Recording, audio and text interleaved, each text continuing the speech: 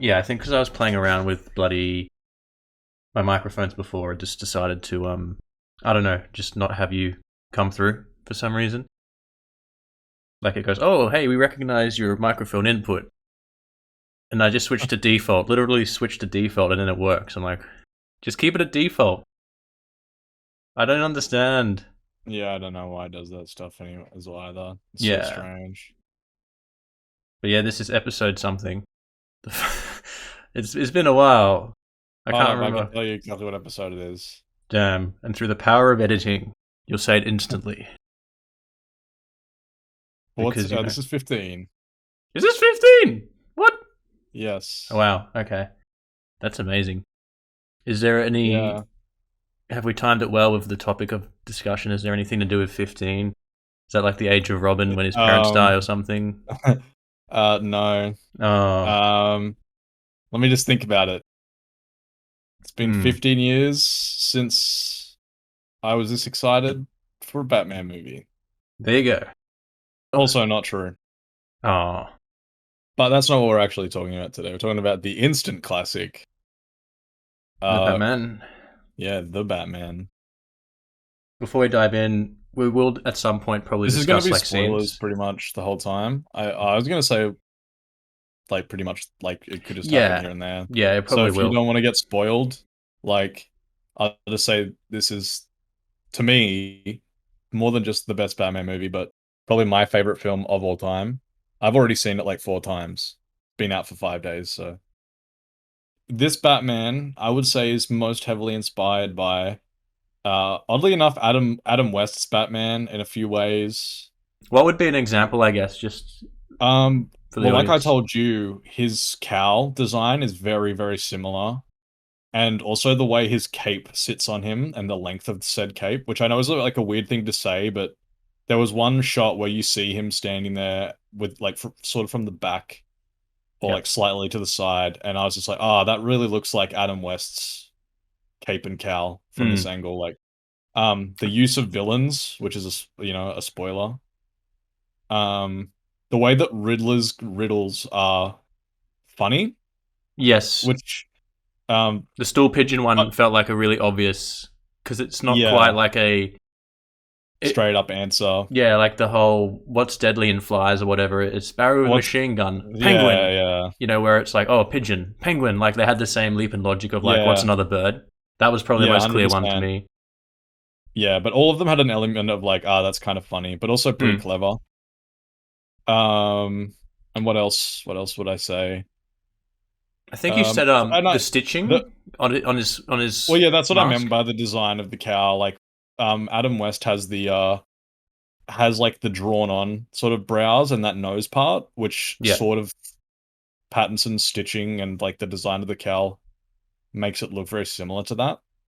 And there was a couple of other ones. Now I'm kind of forget. Oh, well, Adam West's Batmobile is probably the closest thing to this Batmobile. Hmm. From the sound of the engine firing up and the fact that it's like a giant booster on the back. I mean, all of them have that, but it's also like a regular car. Maybe one more to add. Just his interaction with people when he's like solving clues. He's very just kind of like procedural, just stating the facts very dryly, and some humor kind of comes from that. Where like the thumb drive Yeah, incident. That's something that if Adam West's Batman was a little darker, more it serious. would That's what he would probably probably have done. he'd do Yeah. something similar. That might be the only one I Yep. would add. I actually want to talk about before we get into what you liked, what I Hmm. like, what you didn't like, Oh, because there's no point in me talking about this because there was nothing that I disliked. yeah, okay. Um, as far as things I didn't like, there's definitely a few moments where I kind of put a question mark, so to speak. Haha. Uh, with certain scenes, like just a few little like I don't know if I would say logic things, but by way of an example, and I think I mentioned this one to you after we saw it. There's a sequence. There's trailers, of course, of it, where a vehicle runs into a funeral in progress, and a bloke jumps out who's got a bomb around his neck, and a message for the Batman and a phone. Yeah, the DA, Gil Yeah, Carlson. the DA. Um, it was really odd to me that the police, prior to him getting out of the car, police are there. They've got their guns out, trained on the vehicle. Get out of the car. It was strange to me that no one was on kind of like crowd control or moving people out sooner. That I don't know. That might just be like in my mind. I'm thinking I get people would stand there in shock, like what the hell. But I feel like Gordon or someone would have been like, let's get these people out of here quick. Because you have no idea what's going to happen. I understand these are that kind of stuff is nitpicky, but just sort of there's just occasions like that where it was odd.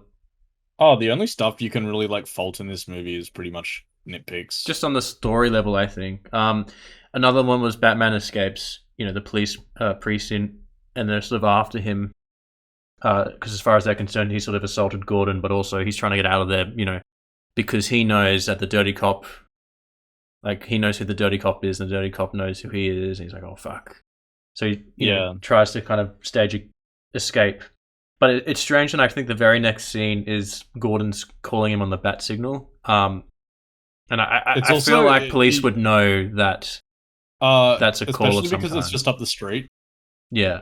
If you look at that, where the construction site is in certain angles, you can actually see in the background the tower that Bruce glides from. Okay. Yeah. Yeah.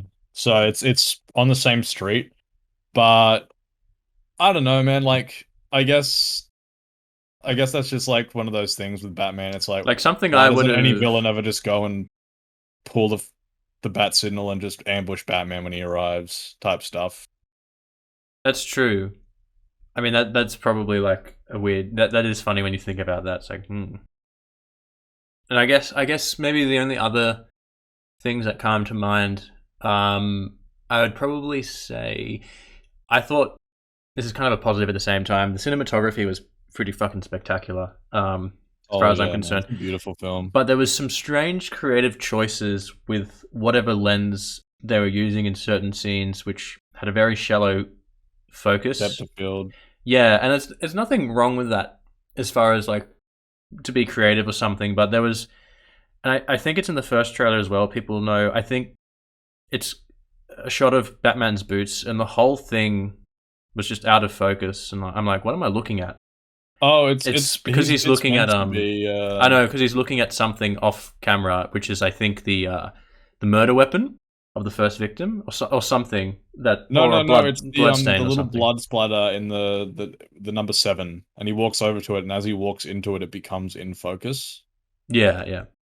It's strange, and then in the final act, during when he's cutting down the wire. Oh, not even the wire, but just around it. I'm not sure.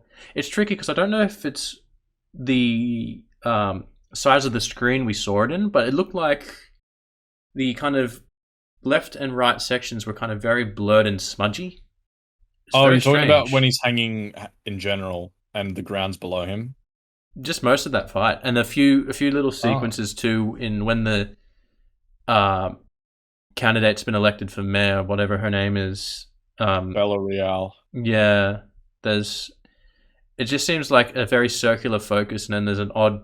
It doesn't appear a lot in the film, but when it pops up, I noticed it, and I'm not again sure if it's just this huge screen we saw it on, and just the outside of it is just, like it was intended for maybe a slightly smaller widescreen format, if that makes sense. Oh no, it was made for IMAX, man. So yeah, so that stuff would have been like cut out in an IMAX format. You know what I mean? Versus oh yeah, because it's like 4:3 or whatever. Yeah, so it's slightly inwards, but it's the IMAX thing is it's more like it's very close to a box, so it gives you more like height. It's more of a square than anything else. Yeah, right. Yeah, so, I get you. It was to me, it just kind of makes it comic booky, where he's popping out of the screen. Yeah, sort of like, you know what I mean. The only other thing, I guess, was I didn't feel all that invested, admittedly, in the kind of relationship Batman and Catwoman have as far as like the romance angle, and I wasn't all that invested either in the Alfred Bruce relationship. Like, feels a bit bad saying this, but I was a little indifferent to when he nearly like blew up. I was like, oh, okay, rather than like a shock. I was just like, okay, I guess this is happening. Like, that's fair. I think the thing about this movie is that it does rely on like knowledge of the character's history. Like, there's not even like the origin story for Batman because everybody knows that, right? So it kind of relies on you to also know that Alfred and Bruce, like obviously Alfred raised Bruce. They do sort of like tell you as well that there's a few differences on how he raised Bruce in this film.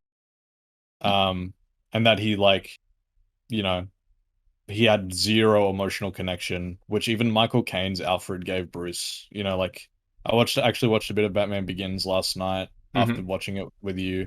And he even like hugs him and tells him like, "Oh, it wasn't your fault. It was all his fault. Just his alone. Had nothing to do with you." Yeah. And like hugs him and embraces him and stuff. But this Alfred obviously did none of that. He says like, "Oh, I just taught you how to fight, but you really needed somebody to be there for you, and I couldn't do that." Hmm. That's why they're like so cold.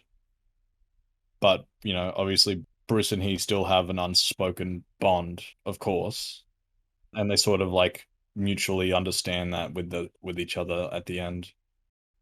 But obviously, I I do, think a lot dude. of people talk about the third act. I completely disagree with anyone who says that it's out of place. I think that's where all the character growth happens. We might talk a little at length in a second. My only issue Mm, with it is more or less it does feel a bit. There are elements of it that feel kind it's of wrapped up. rushed. Yeah, like everything just kind of happens. Yeah, I don't know. There's just something. It's just something about it which didn't feel as like tight or as polished as the previous kind of two sections. And when I say third act, I do mean from the kind of reveal that there's something more after he sees Riddler in his cell, I guess, in the or inter interrogation in the room. visitor's room or Yeah, whatever. I think Is that about that's about yeah. it. Yeah, I'm sure over time when I watch it again, more things will probably pop up, as is the case with any film. Like there are things that I picked up watching scenes from Batman Begins or rewatching that film or rewatching The Dark Knight where I went, you know what, this could have been handled a bit better or this doesn't really make Yeah. sense. Like one of them which we've talked at length is the climactic sequence where it didn't occur to me until a recent watch, like where he just leaves Ra's al Ghul to die. I mean, he sort of set up the conditions to have him die, and he's responsible for his death. He's like, oh, Yeah, it's kind of like me stacking like a giant like wall that's going to fall down mhm. and then like maneuvering somebody into a position where that will fall on them Yeah, and then like I don't know like sweeping their legs so they fall on the floor and then also being the only person that could drag them to safety and being like, I'm not going to kill you, but I'm not going to save you." Like, yeah. yeah. Like Like, it would have just needed to be rewritten slightly differently, where it was Raz's own doing, like his determination to just go full ham and destroy a city, and Batman said, "Well, look, that's on you." I was concerned a little bit about, I guess, yeah, the use of villains we've seen before, but I was quite pleased with how they and turned also out. multiple villains. Yeah, Multiple. I still think that was a bit of a detriment, not as much as I thought it would be. But Riddler, It's for not like the example, Spider-Man 3 and like oh Amazing god, yeah, no, Spider-Man or it's anything. it's that you don't have anything where it's like Venom and Amazing Spider-Man 2, Sadman sorry. just suddenly show up and go, "Hey, let's team up," even though we don't know each other because there's 20 minutes left before the film ends. There's nothing like that. That's probably the most Yeah, egregious. the characters are all like they all do get time to shine, Hmm. but I think specifically, and a lot of people have said this, Riddler kind of just disappears for a section of the film. Yep, I would say But that too. I mean, it kind of makes sense. He's just waiting for Batman to solve his riddle, basically. Batman that whole time is just trying to find out like who's the rat, and then he finally like gets in contact with the Riddler using the website, and the Riddler gives him another riddle. He's my next target. Mm. So in a way, yeah, he does disappear, but there is like there is some reason to it, in my opinion, anyways. You mentioned, I think, prior to watching this, that you really liked the opening. Um, I think, it was like a well, stronger like I guess scene. the second part of the opening, like after the Riddler. I mean, I Yeah. love that part. I love that part too. That's the Riddler's scary as fuck in that scene, man. Mm. And like the way he like kind of like yells right as he like lunges at the mayor. That I jumped when I first saw that movie. I was like, "Oh shit!" It's such a creepy yell, and the way his body is animated whilst he's like bludgeoning him. You know what I mean? He's not just using Mhm. his arm; he's using his entire body. Yeah. I guess it's meant to like insinuate. It looks creepy, but also maybe insinuating like he's very, very weak, as he himself states later. You know, he's not strong, Hmm. so he has to use his body. Yeah. So you were talking mainly about like when Batman's sort of introduced or the narration Oh, begins. bro, as soon as that hits, like, Thursday, October 31st. Yeah. Okay. That that part is Definitely best Batman introduction. I agree. I that don't is a think masterpiece, man. That part. So good. Batman Begins would be almost in line with it if it weren't for the The shitty action. action Yeah, the cutting. action cutting, Yeah. but the actual like I'm Batman and then headbutts Oh yeah, Falcone. that That's part really hits so iconic. different, man. I agree. I Yeah. mean, I'm glad that they also didn't make him say, "I'm Batman." I think it was better to have him say, "I'm Vengeance," like just to Hmm. differentiate him as well. Yeah, of But course. to me, the reason that this movie has the edge is because in that film, in Begins, he's there, right? Like Yep. Batman's there. He's taking all these guys down, and they know he's there, but they just can't find him. In this movie, they just see the signal, and there's like, heavy shadow, darkness near them, and they're like, "Oh shit, I need to get the fuck out of here, man." Yeah. He could be there. He could be there. It's not, "Oh, Hmm. he is there, I'm scared." It's he could be there. He might not, but he could, and I don't want to take that risk. That's Yeah. so cool to me, man. And then when he actually is there, like his footsteps hitting the ground in the darkness, that is crazy. Like, oh man. From that moment, I was like, from the moment that like he started his narration the first time I watched it to the end of the film, I don't think I looked away from the screen once. I don't think my mouth stopped gaping. His narration is beautiful. The line, like the way he words things, uh, that shit was crazy. And also Mm. like, the whole narration, it's a big city. I can't be everywhere, but they don't know where I am. Yeah. So good. Also has a second purpose, the journal, of course, where He's uh, actually writing that down. oh, not even that. I was thinking more like the kind of obvious sort of parallels they make between him and the Riddler, where the Riddler also has a journal, and I want to say he writes something eerily similar to something Yeah, he Batman does. says at That's one why point. Batman's staring at Gordon while he reads it out to him. He's like, Yeah, "I know what I must become I thought that because was of you." really good. Yeah. Yeah, like I'm gonna All probably the get. Oh, all the sorry. Yeah. characters, all like the main characters. Well, okay, specifically the two main villains, Falcone and Riddler, each share like a similarity to Batman. Riddler in being a vigilante himself and like being inspired by him, being disenfranchised, being an orphan, but in different circumstances, Yeah, and Falcone being a force of like fear. and working And with I the want to talk police about too. more. Yeah, I'm working with the police. Yeah. I'd like to talk more about like nuances that we noticed Oh yeah, sure. You go first, later because I. after we no like after like later after we just talked about scenes that we liked, Oh sure, yeah. like the highlight reel, All right, the I highlight guess. reel. Okay, well, I'll say pretty much everything at the Iceberg Lounge I really digged. Um, the first time was probably the best one where I had in my head he's gonna sneak in, and he literally just fucking knocks on the Knocks door on in the his door. suit. That was fantastic. I love the line. I that the whole lines of dialogue between him and the twins, like, "You know Mm. who I am? Yeah, I got a good idea." Closes the door and then, "Oh no, I want to see the penguin." "There's no penguin. I just told this guy there's no penguin." Get out of here, buddy. Or that suit's gonna be covered in blood, full of blood.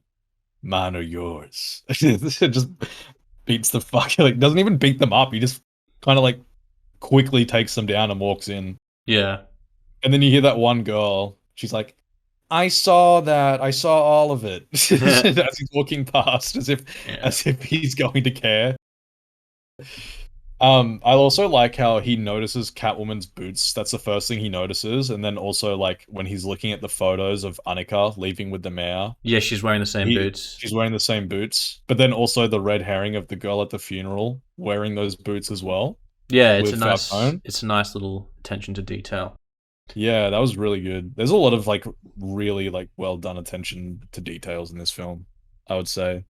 Yeah, I'm sure on the second rewatch I'll be looking out for those smaller things, and that there'll be a bunch popping up. I'm Oh sure I'll yeah, be like, there oh damn, definitely that's is. great. Um, but I mean, we can even go into the little nuance and symbolism stuff now, like the big one I talked to you and Mr. Davino about, of course, who is guest starred on one of these episodes. We need to bring Yes. him back. Um, Yes. was the whole final sequence, of course, involves a destruction of the seawall, and a bit of flooding. And I kind of, in a sort of artsy fartsy mindset, interpreted that as like a deliberate, reference to the biblical narrative of Noah's Ark, as far as like flooding and making the world anew. Well, yeah, because the whole thing is renewal is a lie, but Riddler actually wants to make renewal happen, Yeah, but he wants to force it. yeah. And what was interesting though is the way that it kind of there's sort of a twist to it where it's kind of becomes like a renewal for Batman in the sense of like as the waters are flooding, he's kind of it's sort of symbolically washing away his vengeful side, where he kind of goes, Well, "Okay, also I got to be the when hero he here." when that guy from the funeral whose daughter died gets unmasked, and Yeah, he also says, "I'm vengeance," and yeah, Batman looks at him, he's like, "Oh man, yeah. No, there's a lot like of what imagery. example am I setting?" No, exactly. But even just fighting the different Riddlers, because at that point he kind of realizes that Riddler's inspired by him. You can almost kind of like interpret that scene as he's fighting his inner demons to kind of rid his like vengeful nature. You know what I Yeah, mean? Like, because they're all deliberately he's looking they're like him. all technically inspired by him. Yeah, So they're because of the way he's acted has caused this group to act like that. exactly. Okay. You wanted to talk about the Batmobile. Uh, not for too long. I mean, I was just going to say that that's another like really good scene on the edge of your seat. Oh man, The standoff with my favorite Penguin Batmobile. and the engine revving and the blue flame. So Oh, good. The engine like goes orange as well. It's like yeah. on fire almost. And I that love chase sequence was good too. the camera angles, man. Like how they had it sometimes on the side, sometimes on the back of the car, sometimes inside the car, Yeah, they kept it very sometimes. like tight and claustrophobic almost, just to kind Oh, of there was no overhead shots. Did you notice that? yeah. I just thought about that. You never see just like a big wide shot of both the cars Yeah, there's driving no at. helicopters with spotlights or any of that nonsense. Um, And I think it was also, good. he didn't somehow turn his giant tank into nothing and just pull behind two cop cars and they lost him somehow. That's the Yeah. worst part about the begin chase sequence. I had to bring that up when he just like um turns off the car or like puts it into stealth mode and the cops somehow don't see the giant black tank driving next to them, even though all Yeah. he did was like slightly reverse behind them. Maybe they didn't have rear view mirrors. I forgot Maybe to they're fucking blind. the diversity higher for blind cops. Yeah. Maybe we Damn. should put them in cars. I do love in this film that they show him using his gadgets. They make a point of even showing you when he gets them out of his belt. I don't know what it was about that, but I really liked that. Mm. Like, hey, look, he's using his utility belt. He's using his gadgets. Especially like like the grappling hook and stuff. He does it all the time. Mm. I liked that it wasn't a separate gun or like a belt attachment. Just shoots out of his wrist. That Yeah, was that was really pretty cool. neat. I really enjoyed that. I do hope also that he gets batarangs. At some point. Although that's not really like something that needs to happen. His grappling hook is kind of filling the void for a batarang in this version anyways, where it's something he can quickly whip out and shoot at somebody rather than having to throw it. Yeah. Like, you know how Batman will like typically use a batarang to knock a gun out of somebody's hand from a distance or something like that. Like, he could just do that with this. I mean, he kind of does it when he shoots that guy through the leg and trips him over so he can't get shot with a gun. Oh, before I sorry. So I'm going to cut myself off there because we were talking about nuances and stuff. Yeah. Falcone, um, a couple of things I noticed about Falcone. One is that earlier I was saying that Batman and Falcone are, what do you call it?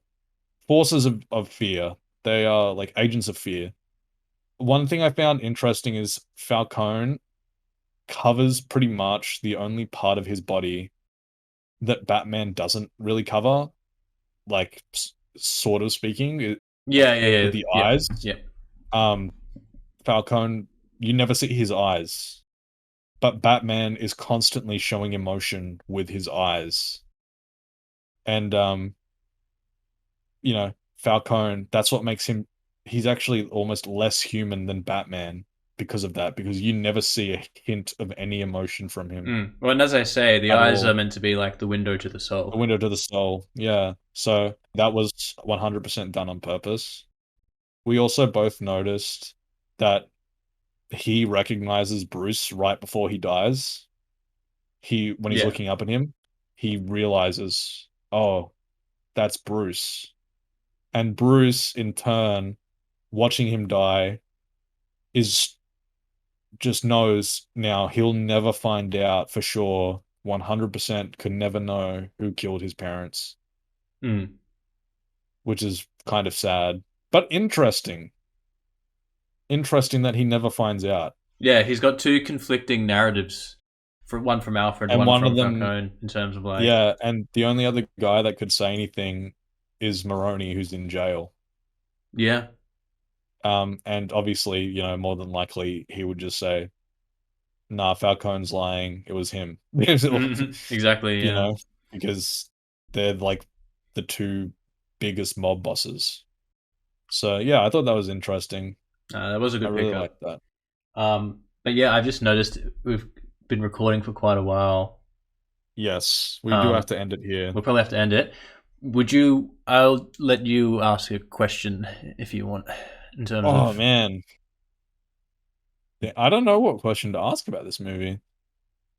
All right, well, here's one. I know that the answer is probably going to be overwhelmingly one thing, but did you like Paul Dano as the Riddler? Um, I'm not gonna ask it that way. Okay, did you like Paul Dano as much or more than or less than Heath Ledger as the Joker? I think I can predict what people would say to that, but my answer is probably slightly different. Hmm.